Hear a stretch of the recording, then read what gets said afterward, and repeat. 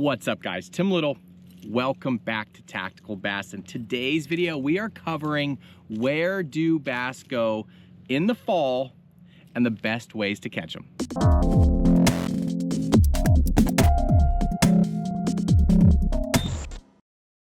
It is officially fall. Leaves are falling, water temps are dropping, air temps are dropping, lake levels are dropping, and fish are on the move. Guys, if you follow the channel, you know that we do these seasonal transition videos. A couple weeks ago, maybe a month or so ago, I don't know, if time flies by, I did like a where do bass go during the fall transition. Well, for the most part of the country, that transition is over and we are full-blown fall. It's all about the bait fish, right? Fish are moving, they're looking to feed up, and it's a good time to be out on the water. It's a great time to be catching fish. I love fall bass fishing. Second to spring fishing, when those fish are moving up pre-spawn and stuff, and they're real fat and bulky. Second, fall fishing. Fish are active. We finally have cooler nights, which means cooler water temps. We got fish that have more energy. There's more dissolved oxygen in the water with those cooler water temps, and typically we have clearer water. Fish just want to feed up, and it is a great time to be out on the water. A lot more spots to yourself, a lot less boat traffic with a lot of guys out there either chasing dove or you know, deer hunting. A lot of guys have shelved the boat for the year, shelved their tackle for the year, put the boat away, and it's a great time to be out on the water. I love fishing every month out of the year, but fall bass fishing, you know, just something about coming off of summer with that, with those, you know, many days, hot grinders, that, you know, that type of fishing. Now all of a sudden you're comfortable, you're wearing t-shirts, you might be wearing a sweatshirt in the morning or a sweatshirt in the evening, but all that means better bass fishing. So today we're going to cover, you know, the different types of fisheries, kind of do a refresher on that, and then how to approach the different types of fisheries with the different baits. So like I said, it's a great time to be on the water, and you want to move quickly. You know, as we've talked about in recent videos, during that fall transition, during the fall, kind of the bass split, right? So some of those fish that you've been catching up here in the grass or up shallow, you know, some of those fish are going to stay and some are going to go deep. They're going to go offshore, and you're going to find those on your rock piles and your ledges and that sort of stuff. We're going to talk about that, but just understand that bass split, okay? They don't all stay shallow, and they all don't go deep.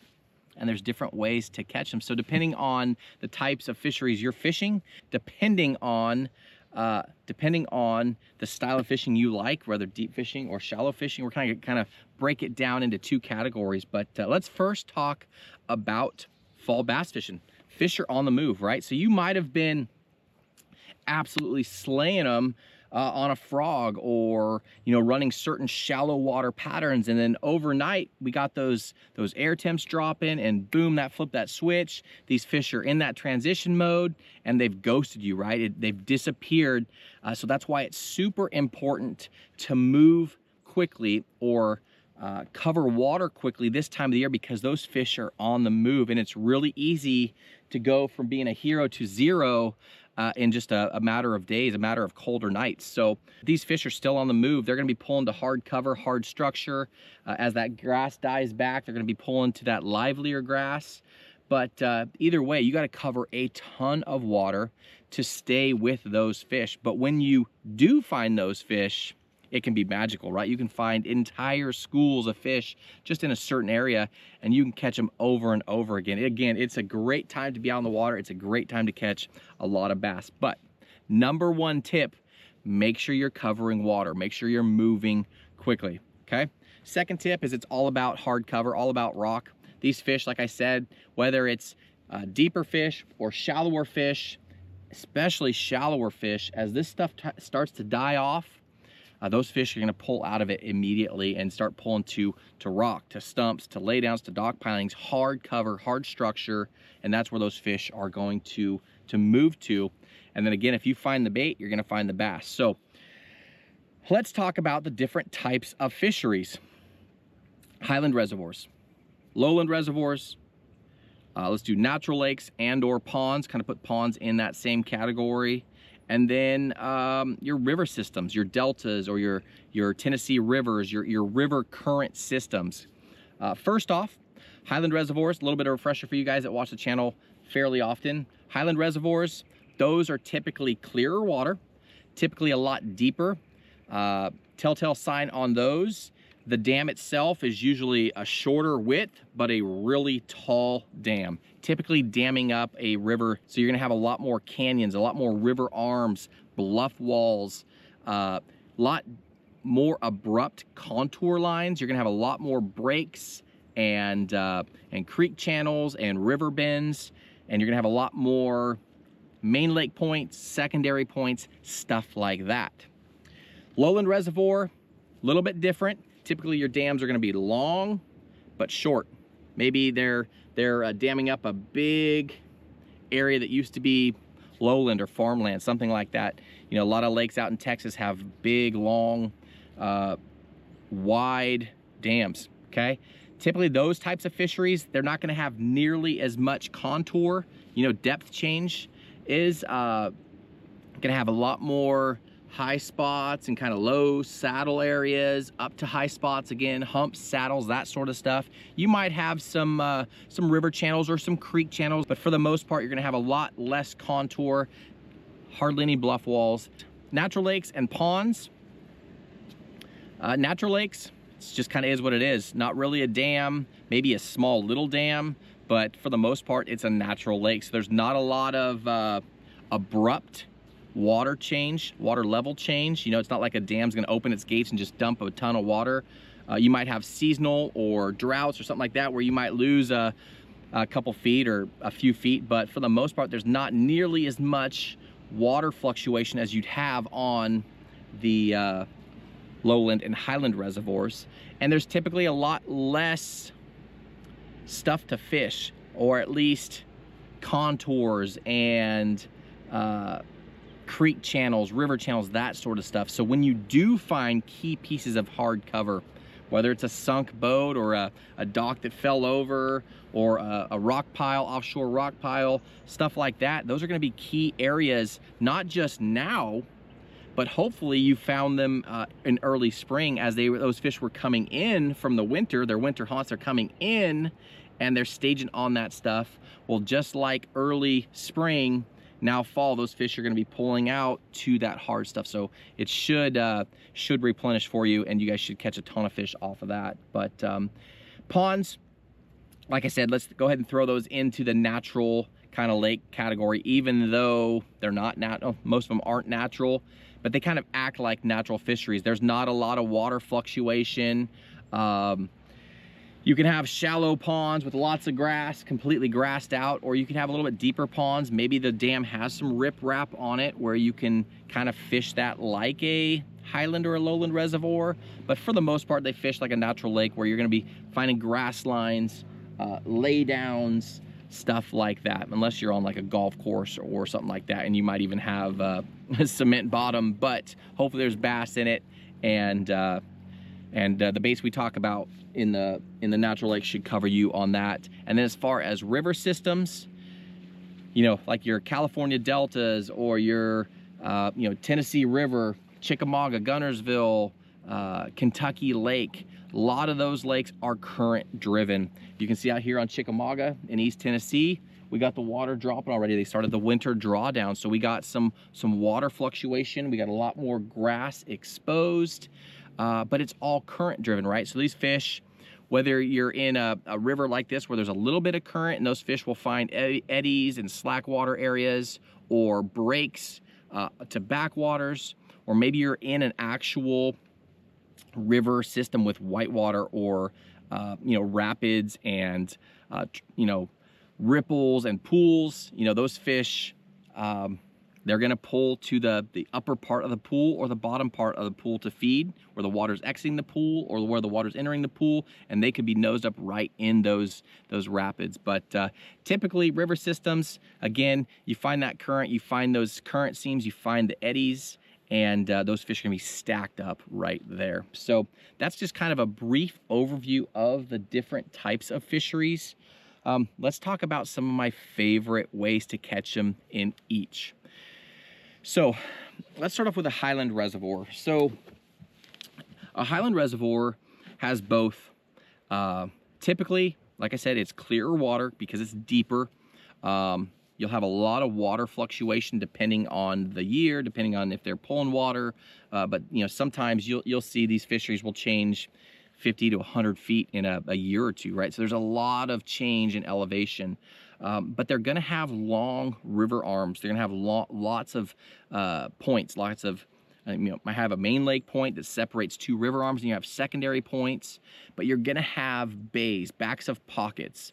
And like I said earlier, this time of the year, especially this time of the year, man, it is all about the bait fish. So if you can find pockets with bait fish, you're off to a good start. Typically on those types of fisheries, I'm gonna group lowland reservoirs in with this too, typically looking for the first big pocket next to either the dam or deep water is a really good starting place.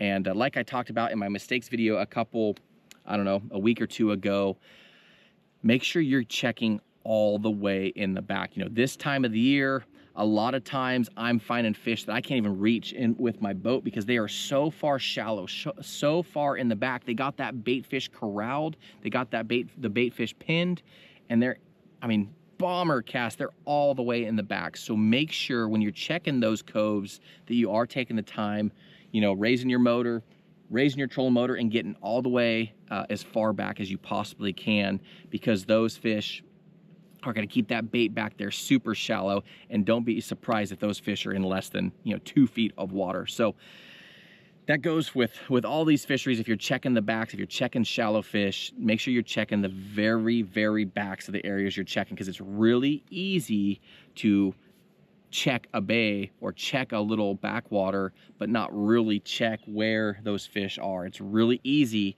to fish 90% of it and not fish the last 10% and blank, but not realizing all the fish are in that last 10%, okay?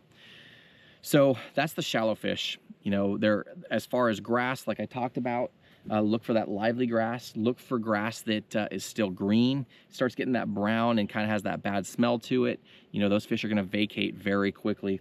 Look for activity, look for bluegill, bait fish, just life in the grass mat. You'll see popping or flickering or hear little spits, or might even see some blowups, right? That's a good sign to know that you're fishing in an area with fish. If you're looking around grass and you don't see anything, put that troll motor on high and keep covering the water.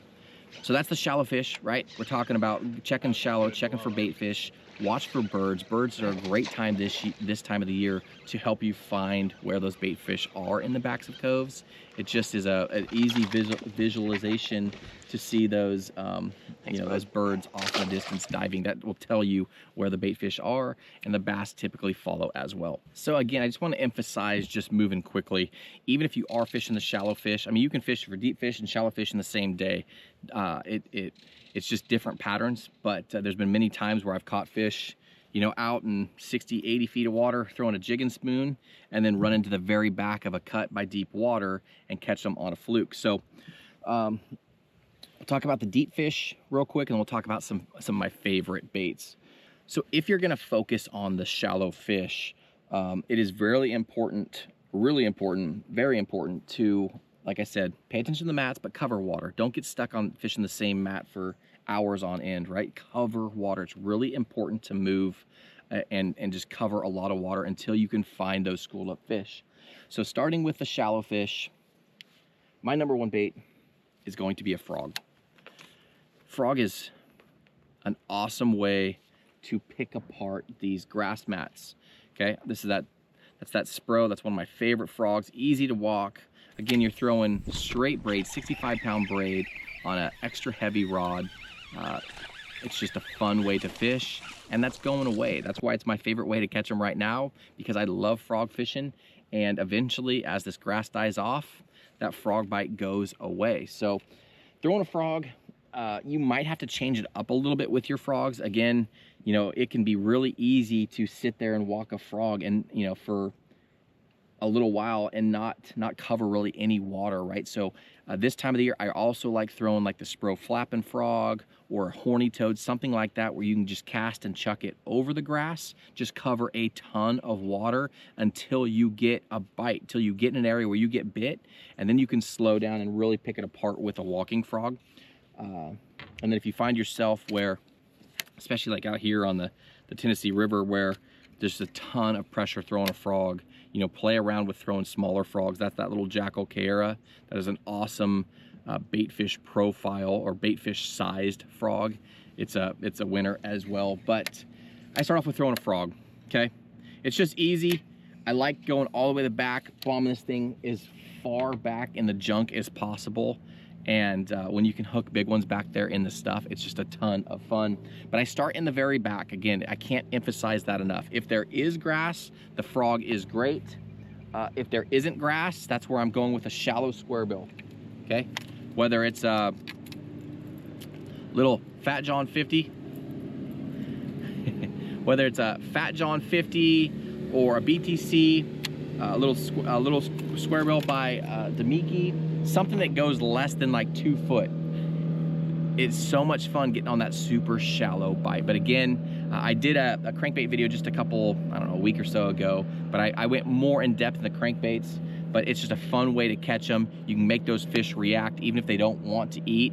But again, it all depends on if there's a grass or too much grass or not. And then last but not least, your top waters. Your top waters with treble hooks. Obviously, you're not gonna throw a treble hook bait in the grass, but if you find those real distinct grass lines, those can be lights out. You know, you take something like a little whopper plopper, okay? Little whopper plopper, and just throw this right along the grass line. Again, you're keeping your rod tip up just a little bit to keep that line off the water, and you're just bringing this right along that grass edge. You can, again, cover a ton of water. You're looking for those active fish. If you do start getting bites, then you can slow down and throw a frog over the grass. But the fast moving baits are an easy way to eliminate water because like I said, with the water dropping, all of a sudden you're gonna have a lot more grass exposed. You're gonna have a lot more areas to fish, and just being able to cover fish or cover water fast is really, really important. And then a walking bait, whether it's on a grass line, whether it's in an open pocket, near a creek channel. You know, this time of the year, I really like going, like I said, I'll go all the way to the back, check that. And then if I'm looking for bays, I'm looking for bays that have deep water access close by. That way those fish can pull off if weather comes through or they get spooked or whatever. They can pull off the flat and onto the break, out off the break, suspend, go to deeper water. But if you can find coves with close proximity to deep water access, those are key. And then last but not least, I said, you know, to sum it up or to round it off, we'll talk about top water as the last bait, but actually I want to talk about this guy, either the fluke or the whiplash shad. This is a bait that shines right now, mimics a dying bait fish, an erratic bait. All right, let's try this again. Camera got too hot. That is an awesome bait to mimic dying or erratic bait fish. It is fairly weedless, and you can get these things back in this grass, back in laydowns, back in that that deep, dark, thick stuff that those fish are going to ambush from. So throwing a soft plastic jerk bait is also a must this time of the year. So we kind of talked about the shallow fish, talked about highland reservoirs, lowland reservoirs. You're going to look for the same thing. River fish or river systems, same deal, right? So we're in the backwater right here, main channels out there. We got miles of grass. We have some channels with some clear water, but we have a ton of grass, so it's really important to cover water. So just like the highland reservoir and the lowland reservoir, you know, the river systems, same deal, especially if you're fishing the backs of the pockets. Now, I will suggest that you do pull out to the mouths of the big backwaters. You know, Gunnersville, Chickamauga, I mean, they can be so vast, but that choke point where they break off or there's deep water access to the main channel can be lights out this time of the year. Those fish will stage up. As they start pulling out of the back, some of them will stage up on that break, and you can actually fish for them with some of the deeper stuff we're going to talk about. But as far as in the very back, obviously a frog, a soft plastic jerkbait, a top water, and a square bill are my go-tos. You can throw in like a, do I have one down here? Like a weedless underspin, like a flashy swimmer, something like that, that's still weedless, but I don't like to throw exposed hook underspins up shallow around the grass. Just, it's too hard to fish through the junk. So those are the shallow fish. Now, as far as the deep fish, I'm gonna call deep like, let's just make it easy and call deeper than 10 feet, okay? 10 to like 20, 22, something like that. A lot of these fish are gonna be offshore chasing bait balls, right? We talked about earlier, it's all about the bait fish. They're schooling up on big balls of bait. And a lot of times you'll be completely offshore. Maybe you're on a highland reservoir and you're fishing way, way, way out off of the tip of a main lake point. And then all of a sudden, another 500 yards out, over 100, 150 feet of water, 200 feet of water, whatever, just bombs just start going off, right? Those fish are out there cruising. Big school of bass will be cruising with the bait fish. And so I always have a top water tied on as well. You know, something that I can throw out there to those schooling fish. And a lot of times with those fish in that feeding frenzy, they just get stupid, and you can catch a lot of fish, a lot of big fish when they're in that commotion. But even though we're fishing for deep fish, make sure you have something that you can throw to them, okay? All right, so the deep fish, like I said, we're talking like 10 foot and deeper. Highland, lowland reservoirs. Let's talk about main lake points, because this is gonna come, I mean, you keep hearing main lake points. Points that separate those river arms or separate the main body. Those fish are going to use that to come up and back. They're going to come up to feed. They're going to pull off. What you're looking for those points that have rock on the end, rock on the break off, right where you get near that river channel or that current swing. Maybe that point reaches out and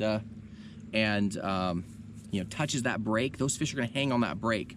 But you're looking for rock or a abrupt edge. A lot of times on like a main lake point, one side will be more abrupt than the other, and those fish will use that steep contour to feed on, right? They'll pull up, feed, and they'll back off and suspend off the break. But whether you're throwing an A-rig or a crankbait or a swim bait, you know, make sure you're not just throwing right down the guts or right down the middle of that main lake point. Make sure you're checking the sides as well. But again, we're looking for main lake points or points that separate or protrude, go out into the main body, has good depth, you know, depth 10 to 20, 25 foot, 30 foot, something that these fish can move up and down on all day and through different bite windows and such and feed, okay? So that's what I'm looking for.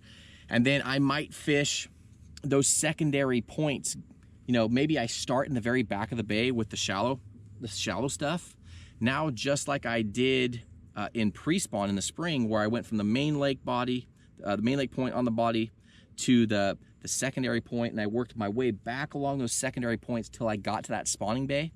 Now just run that in reverse. Start in the very back of that cut or that bay, and then work that next secondary point, and then the next secondary point, all the way back and you move quickly. Again, move fish fairly quickly.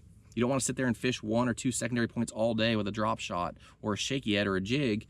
You want to move fairly quickly and find where those bait fish are, where those schools of bass are. But work your way out and eventually fish that main lake stuff, fish some offshore stuff in the main body. Again, that applies to highland, lowland reservoirs. River systems, like I talked about, deltas, you're fishing those breaks, you're fishing the deep water access points. That's really what it's all about. And same deal with the natural lakes. If you're on a big flat and you're going out to where that kind of bowl breaks off, fish that rim or fish that break. If there are some rock piles, you know, I can't emphasize enough, this time of the year, all the way through winter, guys, it's all about rock. And it just kind of is what it is. Like, if you're not fishing around hard structure, hard cover, you know, you're not around a lot of fish. As far as baits, I like to fish fast. Like I said, I can't emphasize that enough. Fishing fast, covering water, finding those active fish. My number one bait this time of the year, because of what I talked about, fish and rock, is going to be a crankbait, specifically a crankbait that I can speed crank, that I can throw on an 8-to-1, 7-to-1, or 8-to-1 gear ratio reel, and I can just cover water. Burn, burn, burn, pause, burn, burn, burn, pause. Adding in those cadence changes, adding in those directional changes. When I do hit bottom, I pause it, slackline it, let those fish eat, but they want to chase. So I love throwing a speed crank. Hopefully you guys got to see that, I don't know, it was over an hour video I did just a week or two ago about cranking in the fall. And I talked a lot about different baits, different dive angles and wobbles and stuff. So I'm not gonna go too deep into that, but if you haven't checked that video out, definitely check that video out. But a speed crank this time of the year in the fall. This is that River Sea. It's a crankbait Matt and I designed, the Tactical DD.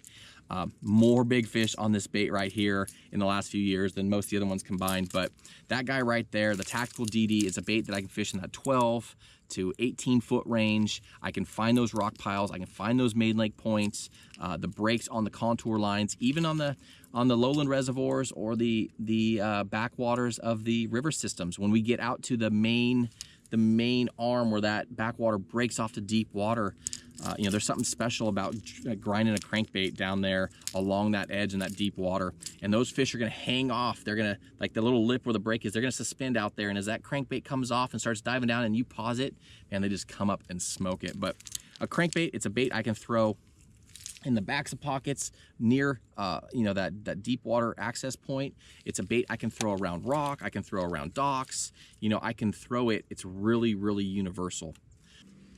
All right, with that, I talked about docks. Real quickly, if you're on a fishery with a ton of dock lines and you have a choice to fish this row of docks or that row of docks, pay attention to your electronics. Hopefully you have a good mapping system, whether it's Lake Master or Navionics, something like that, that you can pay attention to contour lines. If you can find the dock line that is closest or nearest to deep water access, that is key. That would be the one that I start out with, okay? Next up, let's talk about this guy. The old Alabama rig. We're talking about bait fish. We're talking all about mimicking bait fish and fish schooling up and chasing bait fish. What bait out there mimics a school of bait fish better than the A-rig? I love throwing an A-rig this time of the year. It's just this time in spring, when those fish are out schooling, chasing bait, it's really hard to beat an A-rig. This is the mini flex rig.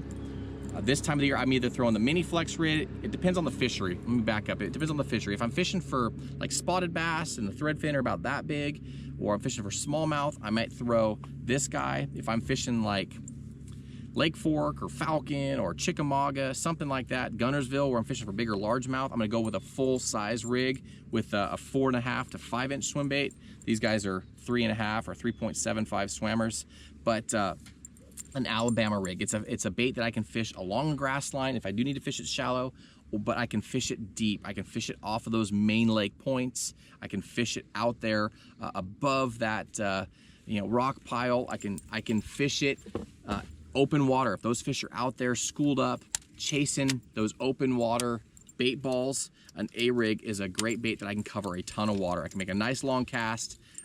Running one with blades, I highly recommend fishing one with blades this time of the year. Just having that extra flash, extra vibration lets those fish find that thing even easier, feel it even easier. But having some flash, you might have some stained water, dirty water, just helps those fish find it. But mimicking that school of bait fish, the A-rig is my number 2 for deep water fishing.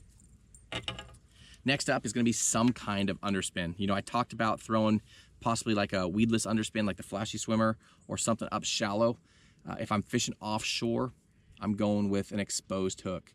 Okay, something in that 3.5, 4 inch, 4.5, depends on the size of bait I'm trying to mimic, but an underspin, okay? Something that has some flash, some vibration.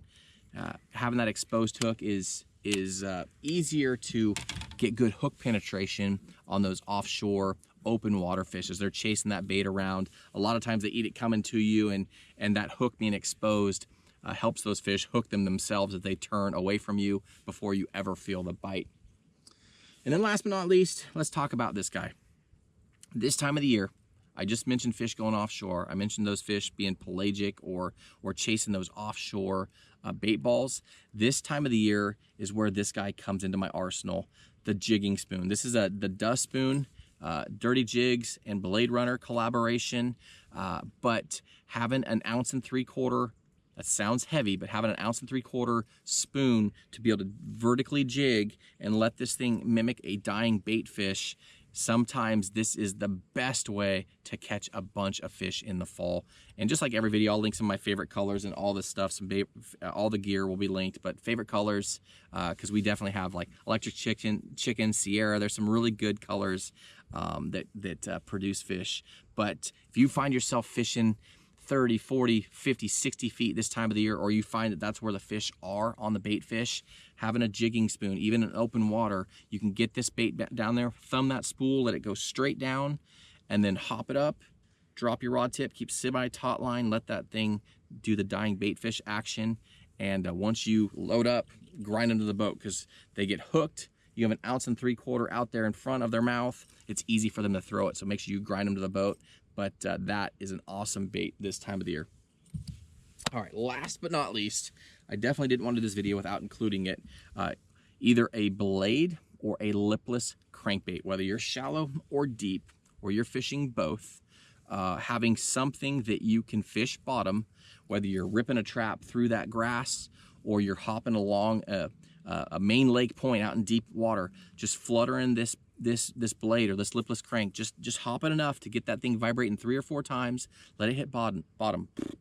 Let it hit bottom. Just again, it's acting like an injured or dying bait fish. A lot of times, especially this time of the year, when there's all those little bass up there chasing the school of bait, you know, they injure, they blow through the bait ball, they might injure a shad or something. It falls slowly to the bottom, which is where this guy imitates really well.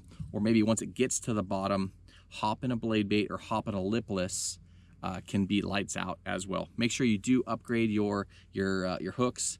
Don't want you to hook the fish of a lifetime, your PB, and bend them out. But just like every video, we'll link all this stuff, hook upgrades, colors, all that good stuff down below in the video description. But guys, as always, thank you for watching. Fall is a great time to be out on the water. Like I said, less pressure. You get, a lot of times you get the lake to yourself, and really enjoy fishing around active fish that want to eat. You know, summertime can be a grind, the transition can be a grind, but actually fall fishing is extremely fun. So those of you guys that aren't out on the water, that you're up in a tree stand or out chasing waterfowl or dove, you know, best of luck to you. But if you're out on the water, these baits, whether you're fishing shallow or deep, depending on the fishery you're fishing, these baits right here will help you guys put more fish in the boat. Guys, as always, we appreciate the support. Thank you for watching. If you haven't already, hit that like button, subscribe to the channel, and we will see you guys on the next video.